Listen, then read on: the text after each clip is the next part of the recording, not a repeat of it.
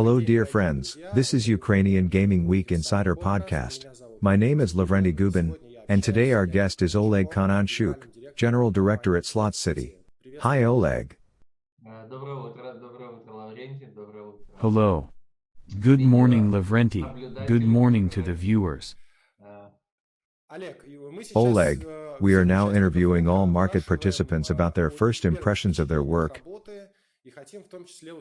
And we also would like to know your thoughts about Slot City on the Ukrainian market. Our first impressions are quite various, both positive and not so much, if I may.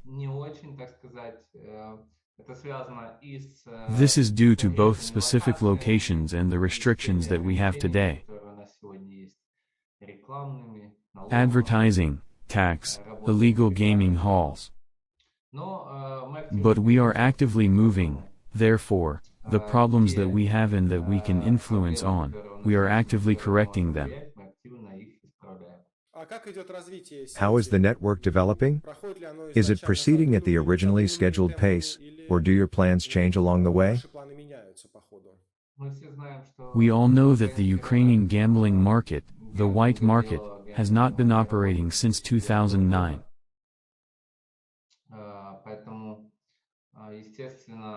Therefore, naturally, the culture that existed before 2009 was partly forgotten, partly changed.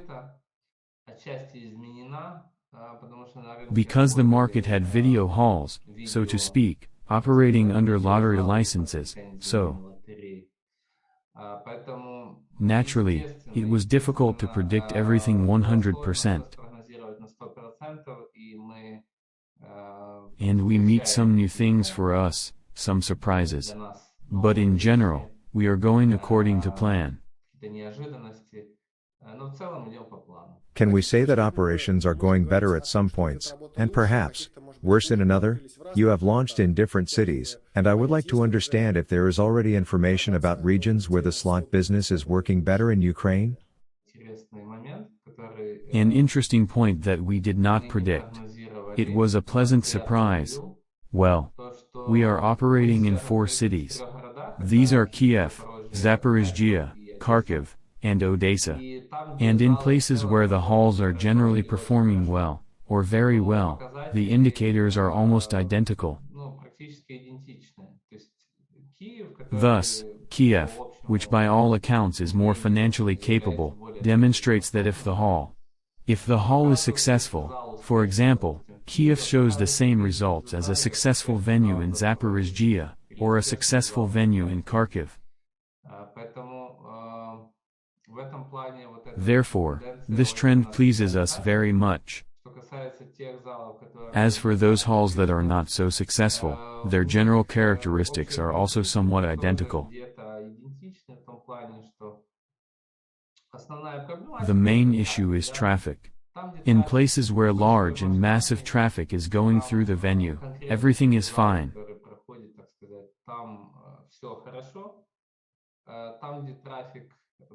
In places where the traffic is more passive, or more inappropriate, there are difficulties. In order to attract more traffic there, we need to make outdoor advertising. And we can't do outdoor advertising. Therefore, it is a kind of vicious circle, but we are aware that it just takes a little more time for this venue to reach the scheduled targets.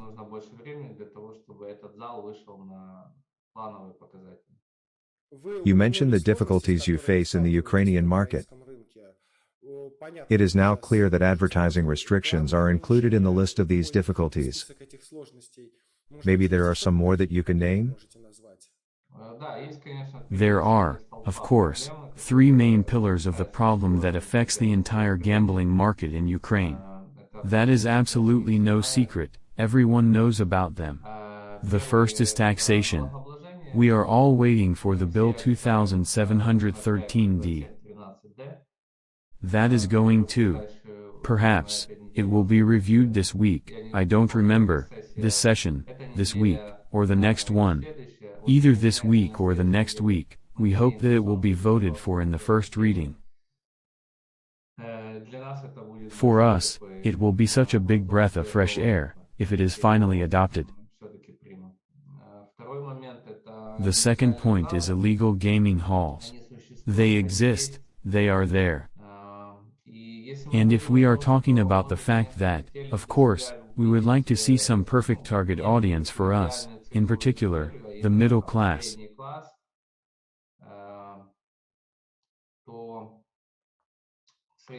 A middle-aged person, with a car, perhaps. Who, first of all, perceives our product as a share of adrenaline, a share of entertainment within the available excessive budget that can be afforded. It wouldn't be critical for such people, for their families, and so on. This is our main credo. We support responsible gaming and the awareness of this product. Whatever the consumer in the illegal halls may be, ours, not ours. In any case, it would have been a great support for us within the first months.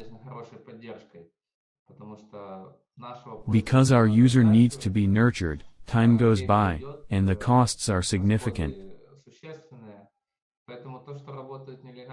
Therefore, the fact that illegal halls operate, and that consumer is there, it is definitely a big pain for us, financial pain.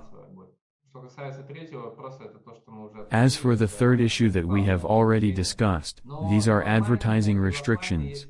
But both online and offline have one common problem, that is the players of the gray halls are not ready to share their ID data. We all know that, by law, we, as a white operator, must. And we actually support this initiative because it is a matter of our clients' safety. We must completely register our guests on their very first visit, namely, take passport data, taxpayer number, register, issue a membership card that can be already used by them without the need of further registration. It would simply be a registration with a membership card. Gray market gamblers do not want to share this information. Online also has this problem because online, you must also be validated using your passport data.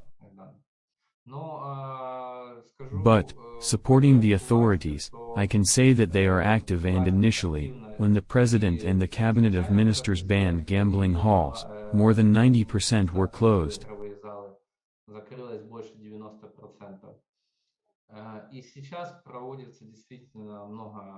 And now a lot of efforts are being made to fight them.